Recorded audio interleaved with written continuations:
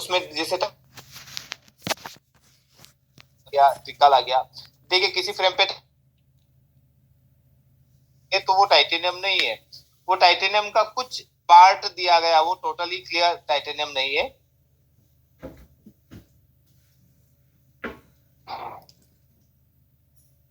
हाँ देखिए टेस्टिंग में तो आप जैसे यार और सब कर रहे हैं, तो आप सर्टिफाइड है उसके लिए, तो उसमें लिखा हुआ रहता है आपके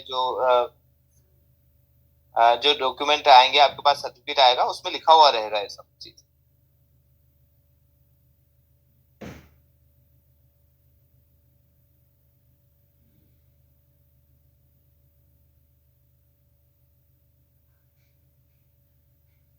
नहीं नहीं, जैसे कि सपोज आपका ये क्वेश्चन है कि भाई क्या पूछना है, तो आपको ज्यादा बढ़ा चला के हमें डिटेल नहीं देना है। जैसे अपन पढ़ रहे हैं, रीड कर रहे हैं, इसमें आपने बोला है कि भाई हम ये भी कर सकते हैं, वो भी कर सकते हैं, ये जस्ट अपनी जो नॉलेज के लिए। तो आप ये बोल सकते हैं कि भाई हम यहाँ पर जो है फ्रेम बनाते हैं, ग्लास फिट करते हैं और नंबर का रीचेक भी करते हैं। ठीक है, नंबर का रीचेक कैसे करते हैं कि यार के थ्रू हम जो भी नंबर आता है उसको एक बार वेरीफाई कर लेते हैं। ठीक है, तो ये सब चीजें हमें पता है, बाकी इन सब का नॉलेज हमें रहता है। कौन सी आंख से रिलेटेड जो भी प्रॉब्लम्स रहती है उनके सबकी नॉलेज रखते हैं। बाकी पेशेंट को हम रेफर कर देते हैं, अगर कोई पेशेंट ऐसा रेडनेस का या ऐसा कोई आता है तो उसको रेफर करना पड़ता है। हम उस समय चश्मा नहीं बनाते हैं, वो प्रिस्क्रिप्शन कार्ड लेके आता है, उसी का हम चश्मा बना देते हैं और वेरीफाई कर लेते हैं। ठीक है, नंबर वेरीफाई कर लेते हैं, कोई नंबर रहता है तो उसमें देख लेते हैं हम। ठीक है, तो कभी ऐसा होता नहीं है, पर कभी ऐसा रहता है, तो आपको इतनी ये चीजें बोलना है। बाकी आपके पास तो सर्टिफाइड है, ऐसी कोई प्रॉब्लम नहीं है।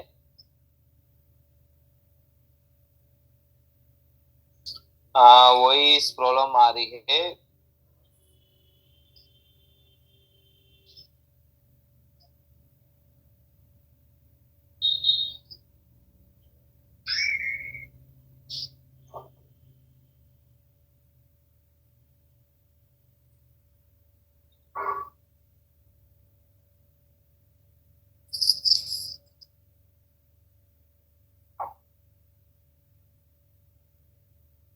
अभी ठीक है सबको, वॉइस ठीक आ रही है अभी?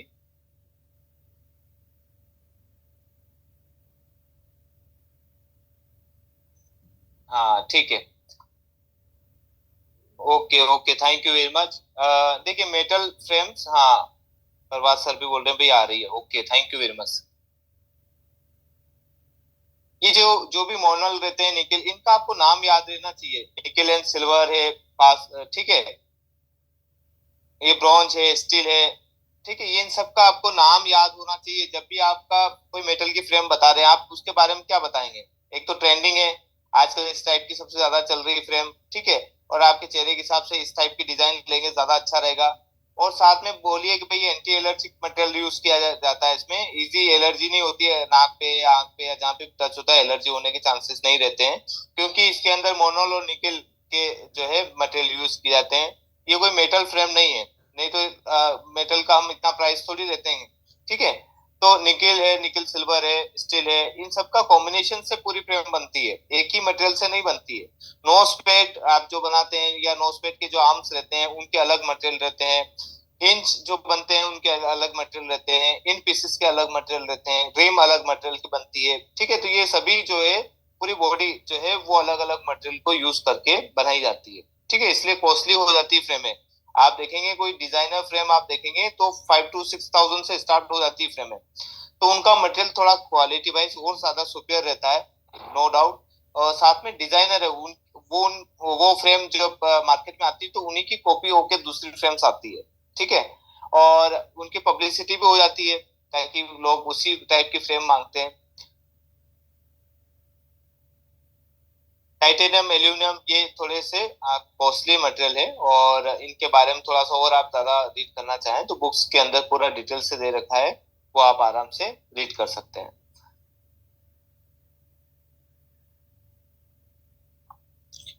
फ्रेम की जो डिजाइन है वो फुल फ्रेम रहती है, जो चारों तरफ से कवर रहती है, वो आपको पता है। कॉम्बिनेशन फ्रेम भी रहती है, सेमी रिमलेस है, फुल रिमलेस है और हाफ आई।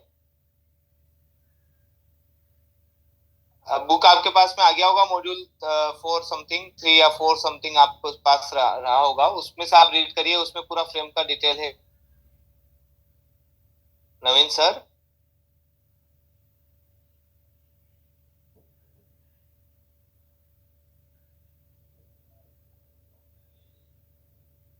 अच्छा, अभी नहीं आई बुक। ठीक है, अभी नहीं आई है तो आप फोन करिए, नहीं तो अदरवाइज फिर आप बुक आ जाएगी, फिर आपको रीड रीड करिएगा, बट 2 GB आप रीड करिएगा। देखिए, जो हम जो अभी हम जो पढ़ रहे हैं वो बेसिक नॉलेज है। बाकी थोड़ा सा वो डिटेल्स आपको रीड करना है, तो बुक्स के अंदर काफी चीजें हैं जो हमने इसको थोड़ा सा बिल्कुल शॉर्ट करके लिया गया है, ताकि अ, कम से कम आपको दिक्कत आए और उसमें आसानी से समझ में आए।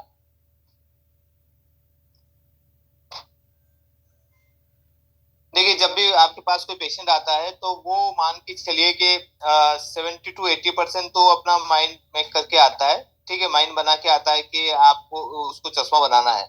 बाकी जो 30 से 40% है वो आपका एफर्ट है। ठीक है, आप कितना अच्छे से सेल्समैनशिप कर सकते हैं, उसके चेहरे के अकॉर्डिंग कितना अच्छे से फ्रेम दे सकते हैं, वो रहता है।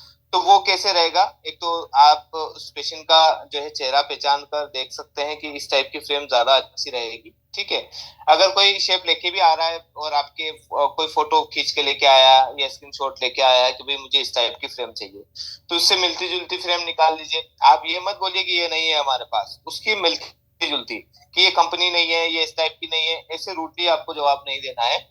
आपको जो फ्रेम आई है उसको उसी के सिमिलर कोई फ्रेम आप उसको बताइए कि इस टाइप की सर ज्यादा अच्छी लगेगी, इसकी बजाय आप इस तरफ लेके जाइए। तो कुछ उससे सिमिलर फ्रेम्स दिखा दीजिए, और आपको आप चाहते हैं कि भाई इसको थोड़ा सा चेंज करना है अपनों को, ये चेहरे के ऊपर अच्छी नहीं लग रही है, तो आप थोड़ा सा मूव भी कर सकते हैं कि एक बार सर ये ट्राई करके देखिए, ये आपके चेहरे के हिसाब से ही बनी हुई है फ्रेम, तो इस टाइप में ज्यादा अच्छा लगेगा, इसमें कलर भी अवेलेबल है अलग अलग टाइप के। ठीक है, तो ये आप इस तरह से सेल्समैनशिप कर सकते हैं, जिससे क्या है पेशेंट भी कन्वर्ट हो जाएगा, और वो जो 20-30% का जो गैप है वो भी आप फिल कर पाएंगे। तो आपको इस तरह से ध्यान देना है। ओवल जैसे शेप है या फिर राउंड है, स्क्वायर है, इन सब के लिए अलग अलग टाइप की फ्रेम हमें सिलेक्शन कराना चाहिए। उसके बारे में हम आगे चल के बात करते हैं। देखिए, दो तरह की मेथड होती है, बॉक्सिंग और रहती है डॉटम मेथड। और ये बॉक्सिंग मेथड से क्या होता है कि आप जो डाया मंगवाएंगे या जो मेजरमेंट करेंगे वो एक्यूरेटली कर पाएंगे। ठीक है, अंदर जो लेंस फिट होगा वो परफेक्ट आएगा। ऐसा नहीं कि राइट का डाया कम आ रहा है, लेफ्ट का ज्यादा आ रहा है, ऐसा डाया नहीं होता है। उसमें दोनों की सेम साइज का ही लेंस आपको मंगवाना रहेगा, या सेम साइज के ही लेंस, दोनों डमी जो है वो सेम साइज के ही डमी मिलेंगे आपको। डिस्पेंसिंग में अच्छा रहता है बॉक्सिंग सिस्टम के फायदे क्या है। एक तो डिस्पेंसिंग में आपको ज्यादा फायदे मिल जाएगा। कैसे मिलेगा, आप पेशेंट की पीडी और फ्रेम की पीडी दोनों को मिलाकर उसके आसपास की फ्रेम निकाल सकते हैं। एक ये आपको एक ऑप्शन मिल जाता है कि फ्रेम कितनी बड़ी लेना है, कितनी छोटी लेना है। जब बॉक्सिंग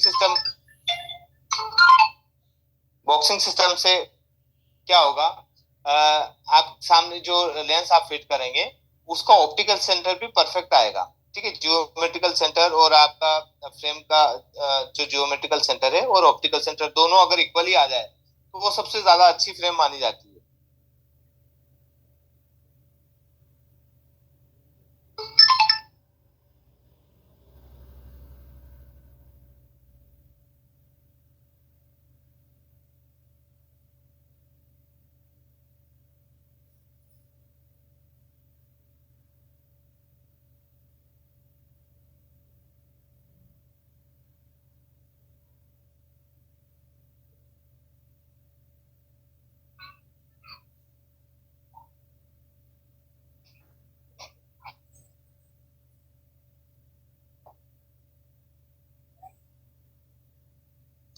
देखिए, बॉक्सिंग सिस्टम का सबसे अच्छा एग्जांपल इसी डायग्राम से मिलता है, और इसमें आप देखेंगे कि ये पूरी जो फ्रेम है वो बॉक्स के अंदर है। ठीक है, अब यहाँ पर आप देखेंगे हमने क्या किया है कि दो हॉरिजॉन्टल लाइन ड्रॉ कर दी, जैसे इस तरह की एक लाइन ये ड्रॉ की हमने। ये इनको डोटम लाइंस बोलते हैं, दिस आर द डोटम्स लाइन, ये डोटम लाइन है। ठीक है, इस तरह से हमने हॉरिजॉन्टल लाइन ड्रॉ कर दी। फिर उसके बाद हमने क्या किया, एक लाइन यहाँ पे ड्रॉ की, दूसरी लाइन यहाँ पर ड्रॉ की। ठीक है, फिर इसी तरह इसमें भी यही किया है। अब यहाँ का जो साइज है, ये वाला जो साइज है वो इस साइज के इक्वल है। ठीक है, तो इसका साइज मान के चलें 50 है, तो इसका भी साइज आपको 50 ही मिलेगा। ठीक है, इसमें कोई भी इशू नहीं आएगा। ऐसा नहीं कि यहाँ 51 है या 52 आ जाएगा, क्योंकि टोटम सिस्टम में ये दिक्कत आती थी कि एक का 50 है तो दूसरा का हो सकता है 52 भी आ सकता है, 48 भी आ सकता था। ठीक है, उसमें मेजरमेंट में ये दिक्कतें आती। तो उसके बाद हमने क्या किया कि ये तो पूरा एक बॉक्स बन गया। बॉक्स के बीच का एक सेंटर ले लिया, वहां पे भी एक लाइन ड्रॉ की, तो ये 4 बॉक्स बन गए, 1 2 3 और 4। इसी तरह इसमें भी 4 बॉक्स आप देख लीजिए, ये 4 बॉक्स बन गए। ठीक है, इसीलिए इनको बॉक्सिंग सिस्टम बोलते हैं। ये पूरी फ्रेम जो है बॉक्स के अंदर आ गई है। ठीक है, यहाँ पे भी एक बॉक्स आ गया, ये भी बॉक्स आ गया है। ठीक, यहाँ तक आपको सबको समझ में आ गया था? हाँ चंदन जी, बेसिकली वही आपका रिवीजन ही चल रहा है इसमें। इसमें ये था कि जो आपका फ्रेम है वो डोटम सिस्टम और बॉक्सिंग सिस्टम से बनता है। और हमने क्या किया कि फ्रेम में सबसे पहले ये जो लाइनें ड्रॉ की है, ये डोटम लाइंस होती, दीज आर द डोटम लाइन। ठीक है, ये हमने डोटम लाइन ड्रॉ कर दी। उसके बाद एक वर्टिकल लाइन यहाँ पर ड्रॉ किया आपने, फिर एक और वर्टिकल लाइन ड्रॉ की, ये एक पूरा बड़ा बॉक्स बन गया। ठीक है, फिर यहाँ पे भी आपने लाइन ड्रॉ की है। ठीक है, तो ये बॉक्स जो है दूसरा बन गया है। राइट आई की ये साइज मान के चले 50 है, तो लेफ्ट की भी 50 रहेगी। ऐसा नहीं कि 50 का 52 हो गया इधर या 48 हो गया। दोनों की सिमिलर रहेगी, क्योंकि ये बॉक्सिंग सिस्टम से बना हुआ है। ये बॉक्स का साइज और इस बॉक्स का साइज बराबर मिलेगा आपको। ठीक है,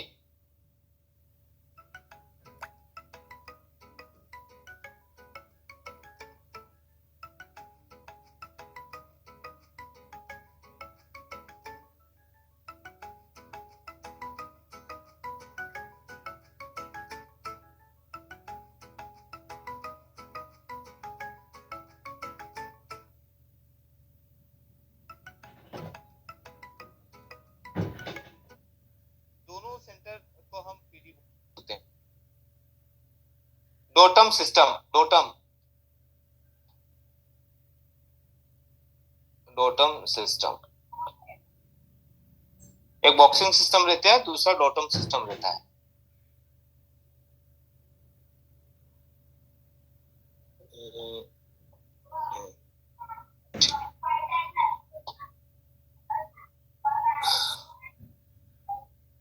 इसका सर कैसे पता चलेगा?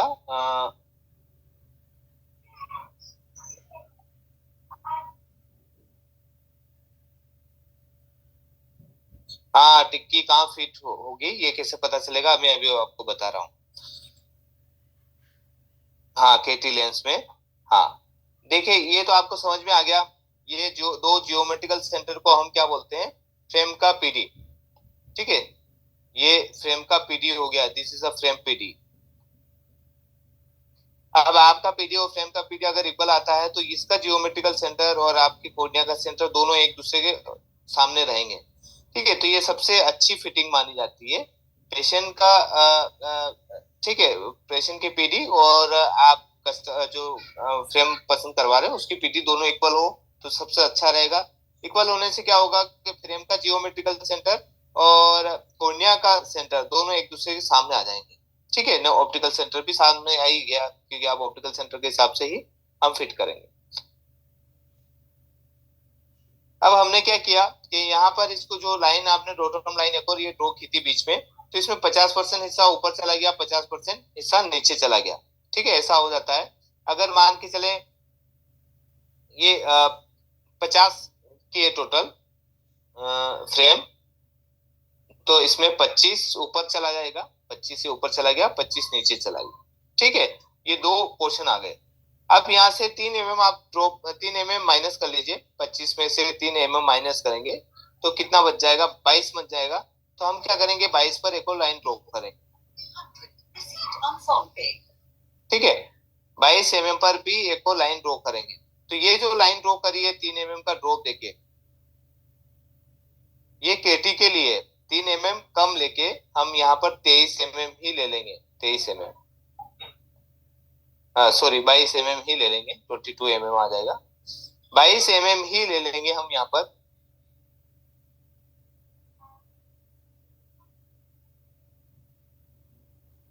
ठीक है, 22 mm ही ले लेंगे यहाँ पर हम।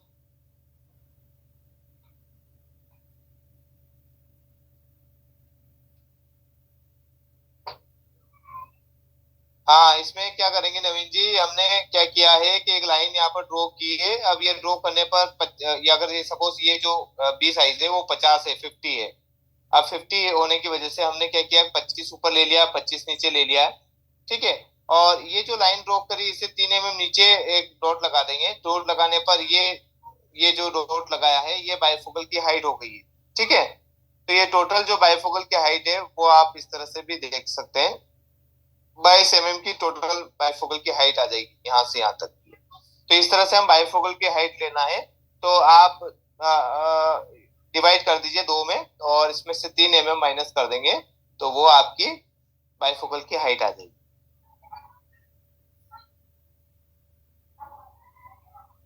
हाँ, हाफ फ्रेम करके 3 mm का ड्रॉप लेंगे। देखिए, जो 3 mm का ड्रॉप लेना चाहिए वो पिपिल के सेंटर से नीचे लेना चाहिए। ये मैंने आपको फ्रेम का जो जियोमेट्रिकल सेंटर वहां से बता रहा हूँ। अगर यही पेशेंट जो है फ्रेम पहनता है और उसका जो पिपिल यहीं पर आता है तो परफेक्ट है, कोई दिक्कत नहीं है।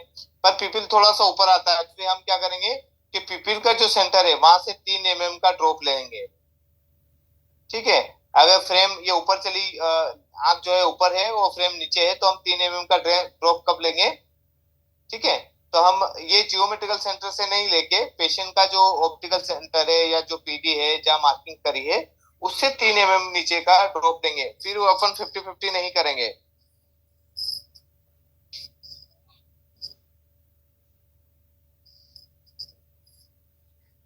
सपोज मान के चले, कोई फ्रेम आपके पास में किसी पेशेंट को आपने पसंद करवाई और इस टाइप की फ्रेम है। हाँ, नीचे से 22 mm ले लेंगे। हाँ नवीन सर, बिल्कुल। पर अब यहाँ पर देखिए कि ये पेशेंट कोई एक्स वाई जेड आपके पास में आया, फ्रेम पसंद की है। अब फ्रेम जो है जियोमेट्रिकल सेंटर यहाँ पर है, पर पिपिल जो है उसका सेंटर यहाँ पर है, पिपिल का सेंटर यहाँ पर है। तो हम क्या करेंगे, यहाँ से 3 mm का ड्रॉप लेंगे यहाँ से यहाँ तक। ठीक है। तो ये बाइफोकल की हाइट यहाँ पर आ जाएगी।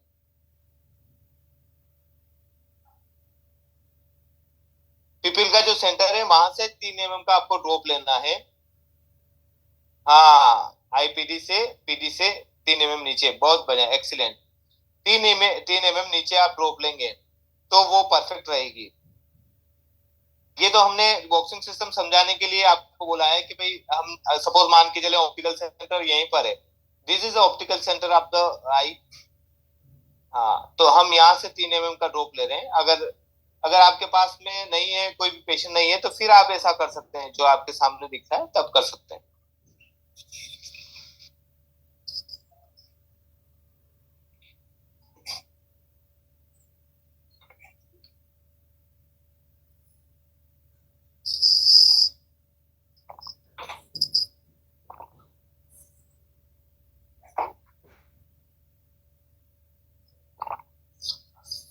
अब मैंने आपको बताया कि फ्रेम का पीडी जो है दो जियोमेट्रिकल सेंटर को मिलाने पर फ्रेम का पीडी आ जाता है। आप क्या करेंगे, आप यहाँ से मेजरमेंट तो कर ही नहीं पाएंगे, तो हम किस तरह से किस तरह से निकाल सकते हैं फ्रेम का पीडी? उसको निकालने के लिए आप डमी के ऊपर देखेंगे, राइट आई की जो डमी रहती है उसके ऊपर इस तरह की मार्किंग रहती है। ठीक है। ये जो है इस फ्रेम की साइज है, ये ए साइज हो गई है। ये ब्रिज की साइज है, ब्रिज, ये ब्रिज। ठीक है, डिस्टेंस बिटवीन लेंस, दो लेंस के बीच।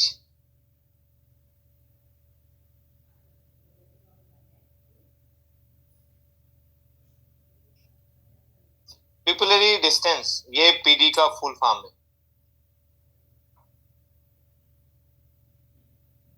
ठीक है। तो ये साइज आपकी 50 आ गई है। 18 जो है ब्रिज की है, 138 जो है टेम्पल लेंथ होगी। ठीक है। जब हम दोनों ए साइज और ब्रिज की साइज को मिलाएंगे तो आपके पास में आ जाएगा 58। तो इसकी जो फ्रेम की जो पीडी है वो 58 है। ठीक है। 58। आज जो लेंस कार्ड या अदर जो लेंसेज यूज करते हैं लोग ऑनलाइन, तो ऑनलाइन भी यही इसी तरह से मेजरमेंट किया जाता है। पेशेंट का पीडी लिया जाता है, पीडी देख लिया आपने, उसके अकॉर्डिंग फ्रेम का सिलेक्शन कराया जाता है, उसी टाइप की पीडी के अकॉर्डिंग। ठीक है। और इस तरह से स्टैंडर्ड जो है फ्रेम का सिलेक्शन कर लिया जाता है।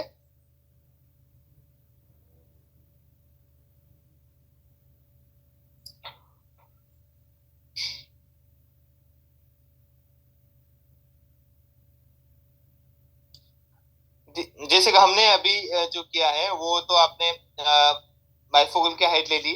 अब ये बाइफोकल इंसेट कितना होना चाहिए, अंदर की तरफ कितना होना चाहिए, ठीक है। बाइफोकल आप यहाँ पर थोड़ी लगाएंगे, यहाँ बिल्कुल सेंटर में, ठीक है, क्योंकि हमारी आंखें जो है अंदर की तरफ आती है। जैसे हम दूर देख रहे हैं तो आंखें सीधी रहती है इस तरह से, जब हम पास में देख रहे हैं तो आंखें अंदर की तरफ चली जाती है, ठीक है। इसको हम बोलते हैं कन्वर्जेंस।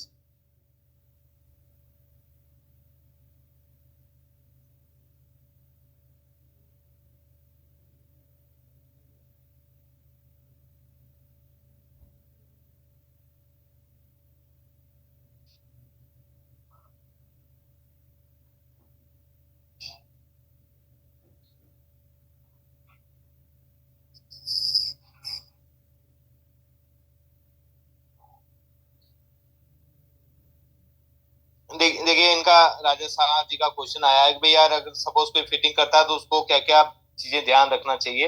अनुभवी है, जो एक्सपीरियंस है, उनको तो कोई दिक्कत नहीं है, पर जो नए रहते हैं उनको दिक्कत आती है।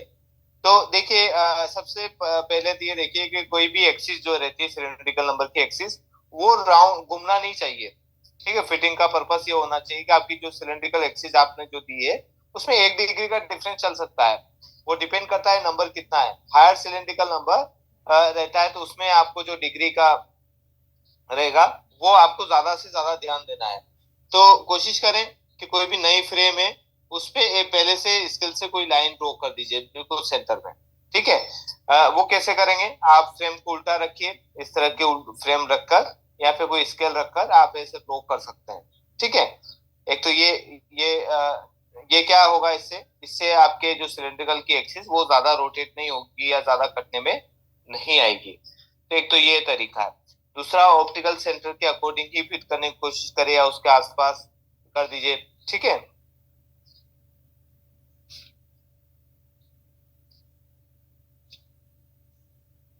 और हमेशा जो फिटिंग है वो ना तो ज्यादा टाइट होना चाहिए ना ज्यादा लूज होना चाहिए। ज्यादा टाइट होने पर फ्रेम का शेप बिगड़ जाता है और ज्यादा लूज होने पर ग्लास बार बार निकलना स्टार्ट हो जाता है। तो इन दोनों का भी ध्यान रखना है जब भी आप कोई फिटिंग करते हैं तब।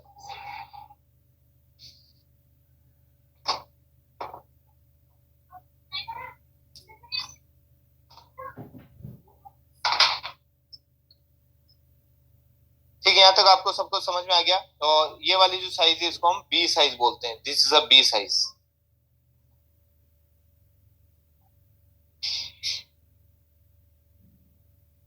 हाँ देखिए केटी में तो मैंने आपको बता ही दिया कि आपको क्या करना है कि पेशेंट की जो पिपिल पे मार्क ले लीजिए।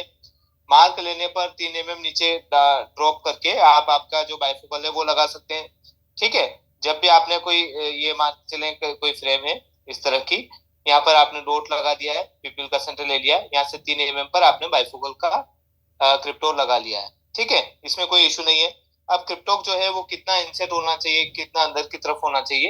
एक तो ये है कि आप ये इस कॉर्नर को देख लीजिए, ठीक है। कई बार आपको ये कॉर्नर दिखाई देता है, ये कॉर्नर से ही बाइफोकल को स्टार्ट कर दीजिए। एक तो ये तरीका है। अंदर रखने के लिए बाइफोकल का जो मार्क है उसको अंदर रखने के लिए हम क्या करेंगे कि जो फ्रेम का कॉर्नर है नेजल साइड का, वहां वहां पर आप ये मार्किंग का रखेंगे, ठीक है। जैसे कि बाइफोकल का लगाना है हमें, तो आप ये यहाँ से स्टार्ट कर सकते हैं, ये वाला।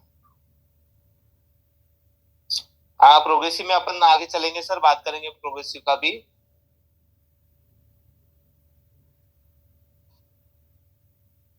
ठीक है सर। ठीक है, एक और तरीका ये है कि ये जैसे पीपल है, पीपल के बाद यहाँ से आइरिस खत्म हो गई है, वहां पर भी ये लगा सकते हैं बाइफोकल हाइट, ये भी कर सकते हैं आप, ठीक है। अगर ज्यादा पेशेंट जो है उसका पास का काम ज्यादा रहता है तो आप क्या करेंगे कि यहाँ पर भी लगा सकते हैं, पीपल से 3 mm नीचे।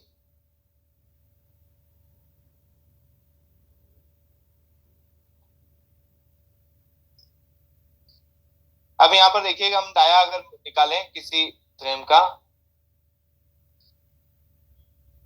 हाँ केटी हो जाती है सर। उसमें तो देखिए डाया वो आपने जो डमी है, डमी के हिसाब से आपको फिट करना रहता है, आप उसमें फिक्स कर लीजिए तो केटी की फिटिंग हो जाती है, बिल्कुल हो जाती है।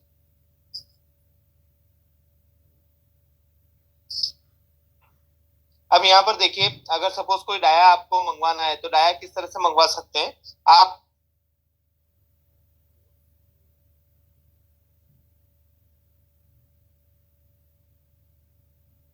हाँ देख लीजिए, डमी का सेंटर ले लेंगे तो देखिए बाइफोकल ऐसा लेंस है जो डिसेंटेड होता है।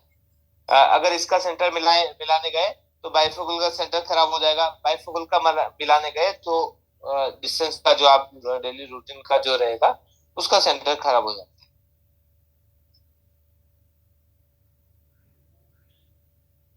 बाकी इसको आप ऑटोमेटेड जो लेंसोमीटर है, आप जो मशीन है फिटिंग मशीन, उसमें आप रख सकते हैं, उसमें फिट कर सकते हैं, कोई इश्यू नहीं आता है।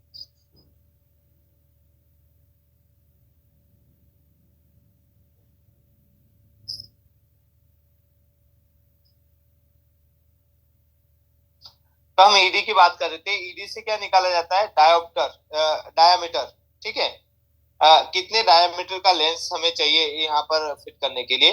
तो जैसे कि आपने कोई भी फ्रेम पेशेंट को पहनाई, फिर उसने उसका जो डॉट लिया आपने कोर्निया का, ये यहाँ पर है, एक बार वो रीचेक किया तो भी यहाँ पे आ रहा है। फिर हम क्या करेंगे, हम ये करेंगे, ये जो सेंटर लिया है, सेंटर से यहाँ तक की जो डिस्टेंस है वो मेजरमेंट कर लेंगे। जो भी ज्यादा दूर कोना लग रहा है वो कोना आप पकड़ेंगे, जैसे ये ज्यादा दूर है तो ये कोना पकड़ लीजिए, ये ज्यादा दूर है तो ये, या फिर ये। ठीक है, तो मान के चले हमने ये कॉर्नर जो है पकड़ लिया है, तो हमारा फॉर्मूला है D equal E into F. ठीक है, तो इस फॉर्मूला में जहाँ पे भी जितने भी जो आपको दिख रहे हैं वहां का मेजरमेंट आप यहाँ पे लिख देंगे। ई जो है वो बेसिकली आपका जो नंबर है उस ई जो है आपका कितना रिप्लेसमेंट हो गया है उसको शो कर रहा है, और एफ जो है फोकल लेंथ जो कि आपके डायोप्टर को, सॉरी सी आएगा, ई नहीं आएगा, सी आएगा, सी इंटू एफ। ठीक है, तो ये कितना आपका सेंटर आउट हुआ है।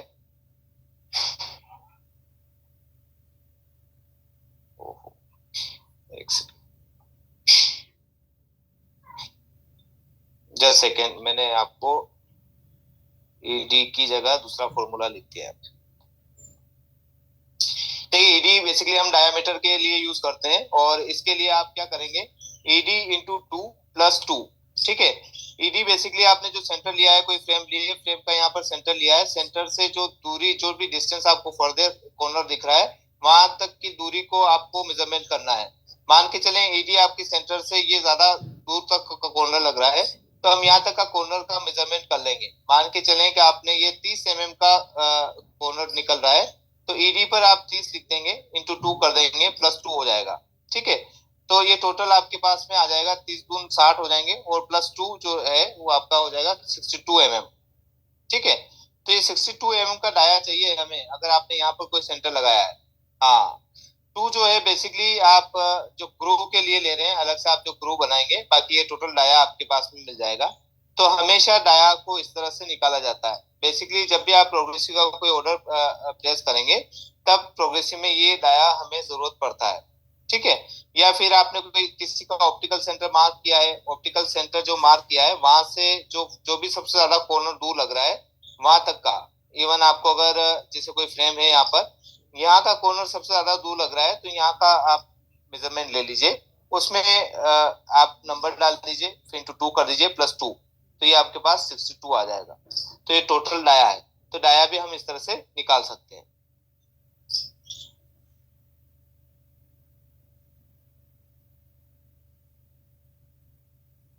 डीबीएल का मतलब होता है डिस्टेंस बिटवीन लेंस। ठीक है, ये इसको ब्रिज विड्थ भी बोलते हैं। अगर आप कभी कंफ्यूजन रहे कि भाई व्हाट इज अ डीबीएल, तो डीबीएल जो है वो ब्रिज की विड्थ है, कितना ब्रिज चौड़ा है। तो जैसे आपने देखा एक 50 और एक बॉक्स बना है 18, तो 18 जो है वो आपका ब्रिज हो गया है।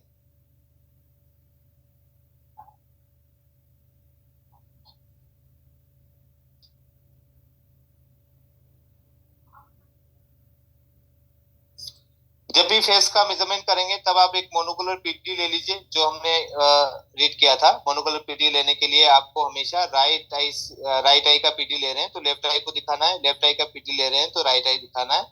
दोनों आंखें स्ट्रेट रहेगी तब आपको पीडी मेजरमेंट कर लेना है। ठीक है, राइट का लेके फिर लेफ्ट का लेना है, जिससे आपकी एक्यूरेट पीडी मिल जाएगी आपको। तो इस तरह से कर सकते हैं। ब्रिज का साइज है, इंट्रा टेम्पोरल डिस्टेंस है, वो आपको एक एक्सपीरियंस के थ्रू ये मिल जाएगा। लेंथ टू बेंड, ये कितना बेंड करना है आपको वो भी उस समय देख लीजिए, कितना ड्रॉप देना है। पेंटोस्कोपिक टिल्ट भी आप दे सकते हैं। पेंटोस्कोपिक टिल्ट क्या होता है बेसिकली, कि जैसे कोई ये फ्रेम है, ठीक है, इस तरह की कोई फ्रेम है आपके पास में, और ये जो एंगल दिख रहा है, ये आपको एंगल दिख रहा है, इसको हम पेंटोस्कोपिक टिल्ट बोलते हैं।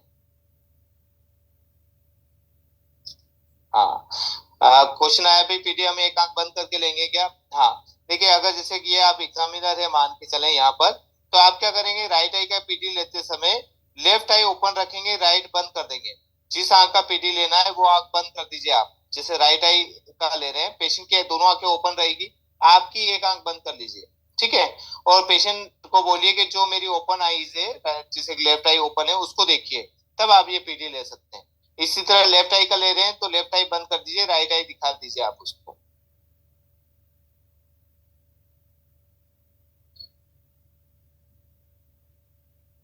और अगर स्क्वीन का केस है तो पेशेंट की भी आंख बंद करना पड़ेगी। लेफ्ट आई बंद करके राइट आई का लीजिए, राइट आई बंद करके लेफ्ट आई ले सकते हैं।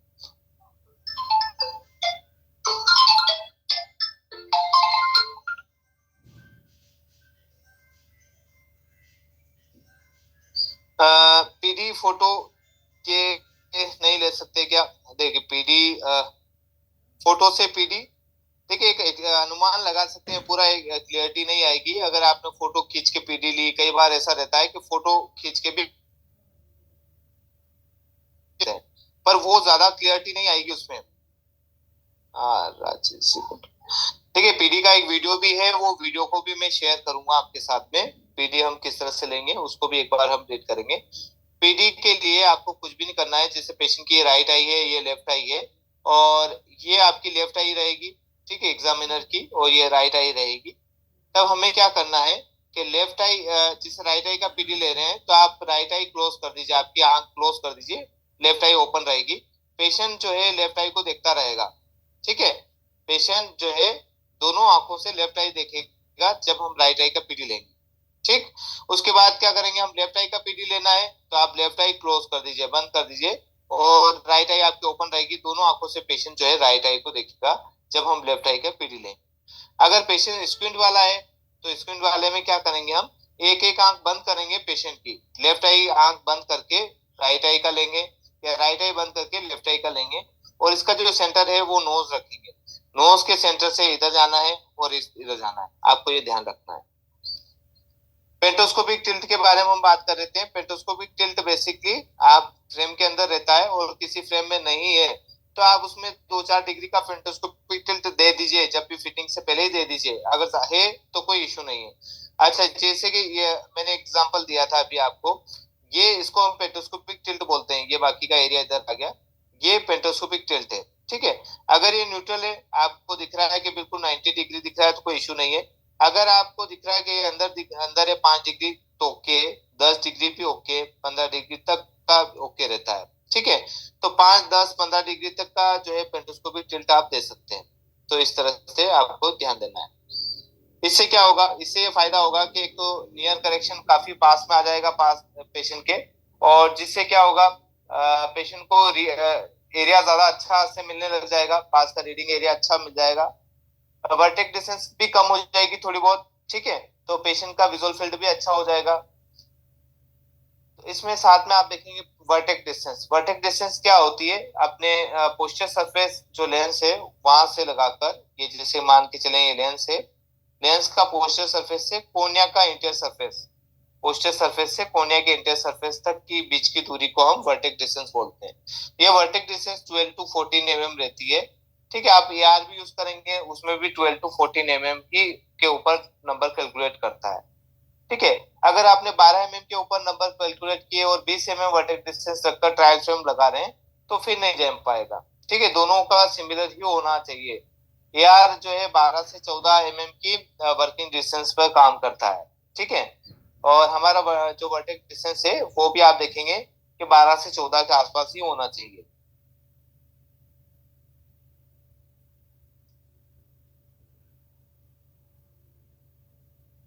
सेगमेंट हाइट का भी आपने देख ही लिया था कि हम किस तरह से सेगमेंट हाइट को देख सकते हैं।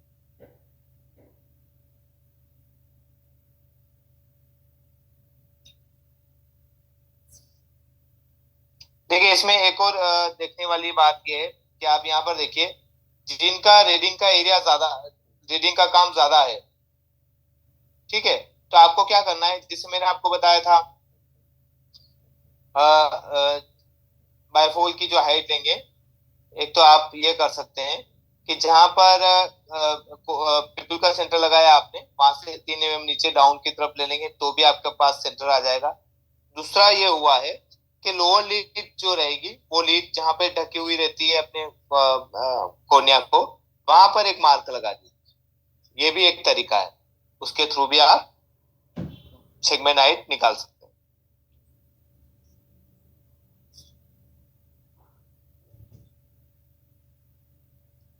ठीक है, एक और तरीका एक और ये है कि जैसे कि आई है और इसमें ये आपका कोर्निया हो गया। अब कोर्निया पर लोअर लिड काफी इतने ऊपर रहती है, लोअर लिड जो है ऊपर रहती है, आप यहाँ पर भी मार्क कर सकते हैं। जिनका रीडिंग का काम ज्यादा रहता है उनको इस तरह की फ्रेम का सिलेक्शन कराना चाहिए।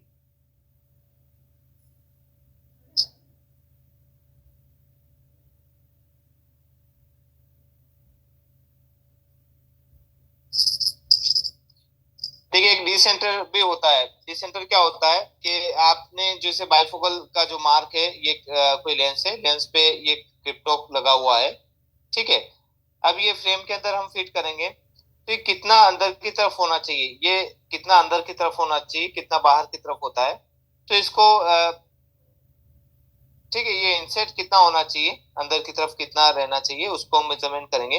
अगर किसी की पीडी 60 mm आती है तो 2 mm, 2 mm का मतलब है कि जैसे अपने प्रोग्रेसिव में देखा था कि प्रोग्रेसिव में क्या हुआ था, अभी हमारी क्लास होना है प्रोग्रेसिव की वैसे, पर उसमें क्या होता है प्रोग्रेसिव में,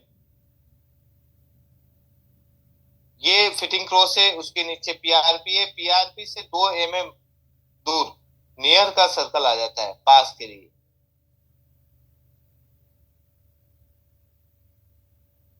ठीक है, जो पीआरपी उससे 2 mm दूर आपको इस तरह के यहाँ पे मिल जाएगा। ठीक, तो ये 2 mm का जो डिफरेंस आया है वो 60 पीडी जिनकी भी रहती है उनके लिए, 64 से 66 तक का लिए, 66 के लिए 2.5 mm, अब वो 70 है तो 3 mm तक का पीडी हमें 3 mm तक का इंसेट लेना पड़ेगा बाइफोकल के लिए। ठीक है, इंसेट का मतलब है कि जैसे कि आपने यहाँ पर पीडी लगाकर इस कमरे को बना दिया है। अब पेशेंट जो है वो बाइफोकल यूज कर रहा है,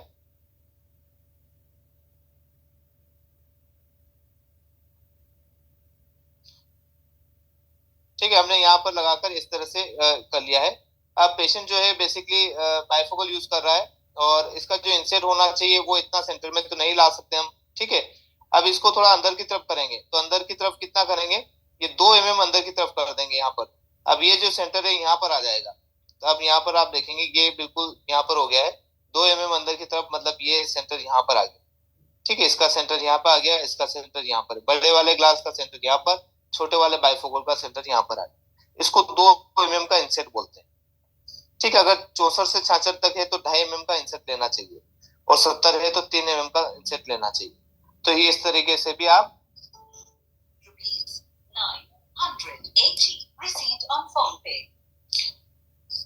ठीक है, इस तरह से भी आप बाइफोकल का इंसेट अंदर कर सकते हैं।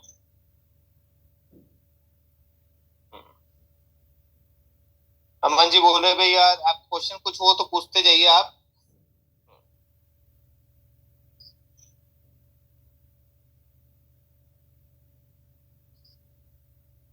हाँ, अमन जी का एक क्वेश्चन आया भाई, ये एसी क्यों लिखा रहता है एआर के अंदर, एआर जब भी हम करते हैं उसमें एस ई लिखा रहता है। एसी का फुल फॉर्म होता है स्पेरिकल इक्विवेलेंट। ठीक है, जैसे कि आपके पास में कोई पावर आई है 1 से आधा और 90 डिग्री है, अब इसका इक्विवेलेंट बना के देता है यार, और इसका इक्विवेलेंट आता है 1.25 नंबर। ठीक है, इसको स्पेरिकल इक्विवेलेंट बोलते हैं। और इस इक्विवेलेंट को हम किस तरह से समझ सकते हैं, ये जो आधा नंबर है सिलेंड्रिकल का जस्ट हाफ स्पेरिकल होता है, हाफ का मतलब होता है 0.5, आधे का, आधे का आधा करेंगे तो पाव नंबर मिलेगा हमें, पाव नंबर आपको स्पेरिकल में जोड़ना है, ये 1.25 नंबर आ जाता है।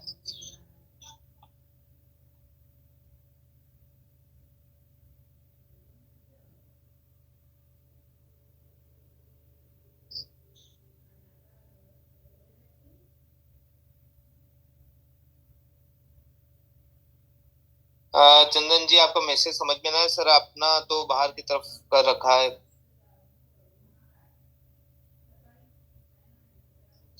हाँ, प्रभात सर बोल रहे भी रिपीट। देखिए बेसिकली जैसे कि मान के चले ये कोई चश्मा है और चश्मे का ये सेंटर मिल गया है। अब हमें बाइफोकल लगाना है, तो बाइफोकल का जो सेंटर है वो अगर हम बिल्कुल सेंटर में ही लगाएंगे तो बाइफोकल सेंटर इस तरह से आएगा। अगर इसी को 2 mm अंदर की तरफ करेंगे, ये वाला जो है हिस्सा 2 mm यहाँ पर लेके आ जाएंगे। तो यहाँ पर लाने के लिए हमें क्या करना रहेगा, ये जो 2 mm यहाँ पर लेके आ गए अंदर की तरफ, तो यहाँ से स्टार्ट हो जाएगा आपका जो सेंटर। ठीक है, ये 2 mm का इंसर्ट हो गया, ये नोज की साइड आ गई है। इसको इस तरह से हम लिख के देखेंगे। ठीक है, ये नोज वाला हिस्सा आ गया, ये नेजल साइड लेंगे हम इंसर्ट हमेशा, बाहर की तरफ नहीं ले पाएंगे।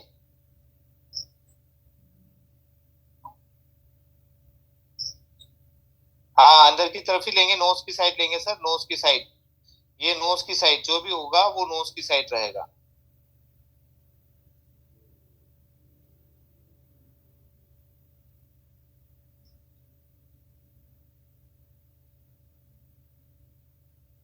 और किसी का कोई क्वेश्चन है आज की क्लास से रिलेटेड तो आप क्वेश्चन पूछ सकते हैं। हाँ,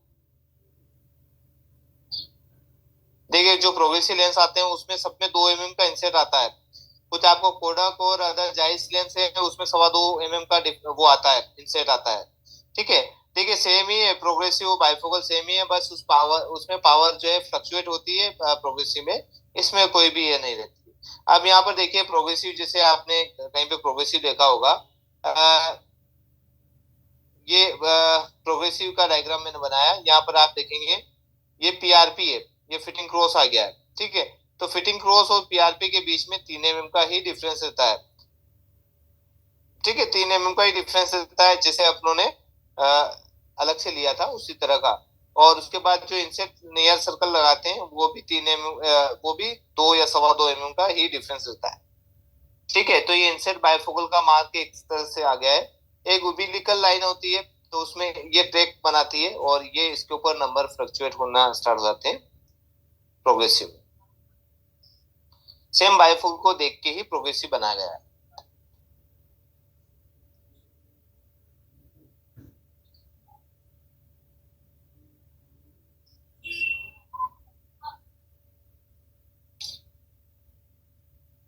कल जो है अलाइनमेंट के बारे में बात करेंगे, फिर हमारा जो क्लास है उसको कंटिन्यू करेंगे, जो कि हमारे रिफ्लेक्शन से स्टार्ट है।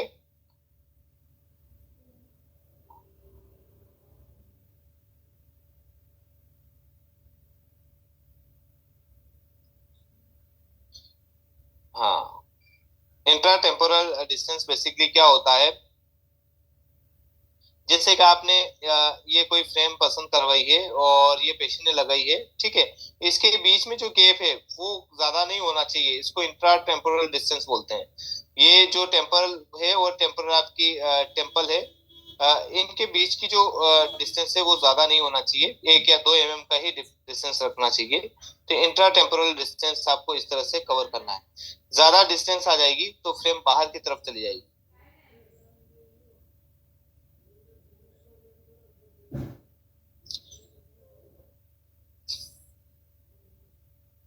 कल जो है अलाइनमेंट की रहेगी क्लास, फिर हम जो है अपनी प्रॉपर जो क्लासेस चल रही थी उसको स्टार्ट कर देंगे, जो कि रिफ्लेक्शन से चल रही थी। और रिफ्लेक्शन जो है बाय वीडियो भी मैं आपको समझाऊंगा, बाय और थ्योरेटिकल भी हम समझेंगे, और जहां जहां कंफ्यूजन रहेंगे उसको दूर करने की कोशिश करेंगे। ठीक है, तो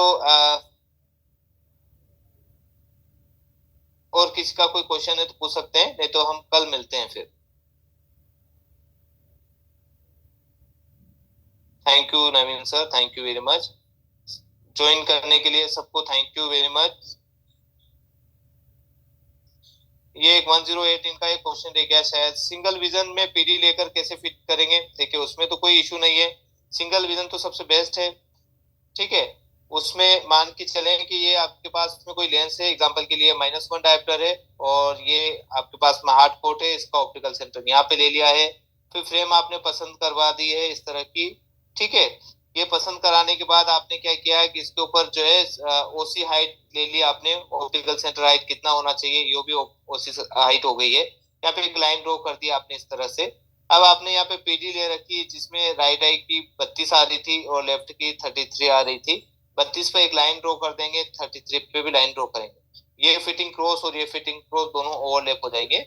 इस तरह से आप सिंगल विजन की फिटिंग कर सकते हैं।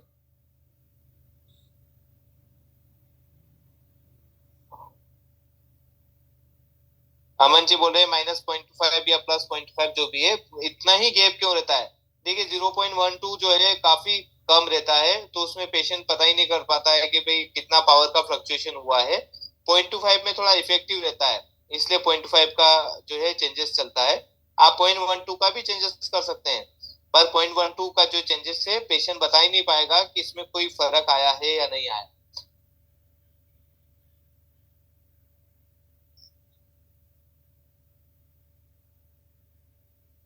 हाँ, वीडियो वो मैं आपको पीडीएफ में यहाँ पे ही बताऊंगा आपको सर, वीडियो जो है वो शेयर करूंगा मैं आपको।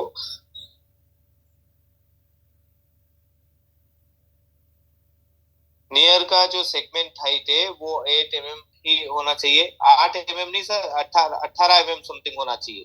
नियर का जो सेगमेंट है मिनिमम 18 से 22 mm तक आप दे सकते हैं। चंदन शाह जी बोल रहे भाई हाफ आई फ्रेम कौन सा होता है? देखिए हाफ आई फ्रेम का मतलब होता है रीडिंग के पर्पज से जो ओनली नियर का रहता है।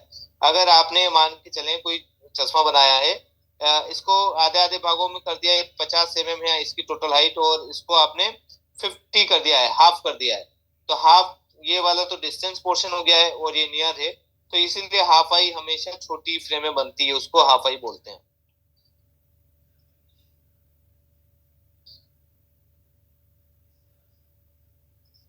ठीक है, फिर आज की क्लास यहीं फिनिश करते हैं। सबको thank you very much join करने के लिए और वेट करने के लिए। हाँ, थैंक यू जय sir, thank you very much. Okay, thank you 232, आपको भी thank you very much 108, thank you sir. ठीक है संस्कृति मैम, आज की क्लास यहीं फिनिश करें। जी कल हम, अमन सर कल मिलेंगे हम, बिल्कुल। Rupa ji thank you very much. Thank you everyone. Prabhat sir thank you, आपको भी 224 आपको भी थैंक यू, 312 आपको भी थैंक यू।